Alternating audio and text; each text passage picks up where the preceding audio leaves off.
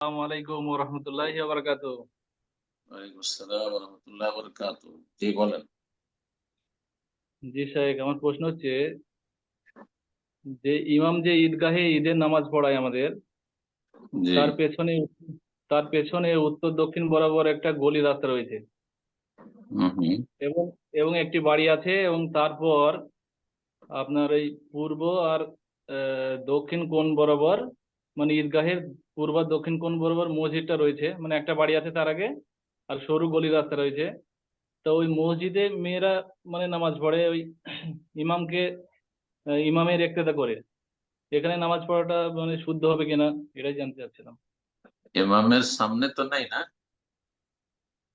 না না, ইমামের সামনে না, সামনে না, পেছনে। সাইডে, পেছনে।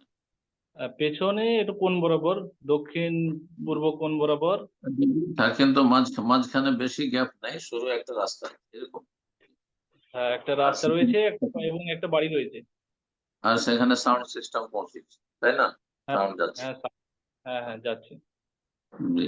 যদিও কাছাকাছি থাকা উচিত, কিন্তু যেহেতু মহিলাদের বিষয় রয়েছে, মহিলারা তো একবারে কাতারে কাতার লেগে থাকবে না, একটু দূরে থাকবে। বড় বিশাল ঈদগাহতেও, সৌদি আরবে বড় ঈদগাহ গুলোতেও মহিলারা একই ঈদগাহে থাকলেও এক কিনারায় থাকে, তার মাঝখানে গ্যাপ থাকে, কিন্তু সেখানে সাউন্ড পৌঁছেছে। তো ইমামকে দেখা বা মুসল্লিদের দেখা শর্ত নয়, হ্যাঁ, যদি সাউন্ড শোনে এবং কাছাকাছি থাকে, বেশি বিচ্ছিন্নতা না থাকে, তাহলে জায়েজ। আর কেবলার দিকে না থাকে, মানে ইমামের সামনের দিকে। যদিও যদি ঈদগাহের ভিতরে এক সাইডে পর্দা করে ব্যবস্থা করা যেত, এটা বেশি ভালো হতো। এটা সুন্নাহ সম্মত। আল্লাহ তাআলা